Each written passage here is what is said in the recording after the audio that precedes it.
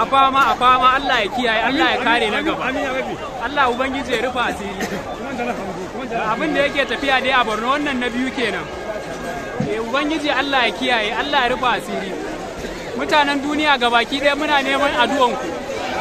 Addu'a muke nema mutanen duniya baki ɗaya. Gashi gurin kuma barkono ne a gurin. Ba dama mutane su je su kashe wutan. Ya iso gurin barkono, da Allah ku taya mu da addu'a mutanen duniya. Da wannan al'umman Borno halin da suke ciki, da Allah a taya mu da addu'a. A taya mu da addu'a da Allah. Yanzu nan kowa tari yake yi. Wutan ya zo gurin barkono, in ban da addu'a ba abin da zai kashe shi. Da Allah a taya mu da addu'a. Mutanen duniya da Allah gaba ɗaya ku taya mu da addu'a. Ku taya mu da addu'a mutanen duniya gaba ɗaya. Yanzu nan kowa tari yake, in ban da addu'a ba abin da zai kashe wannan wutan.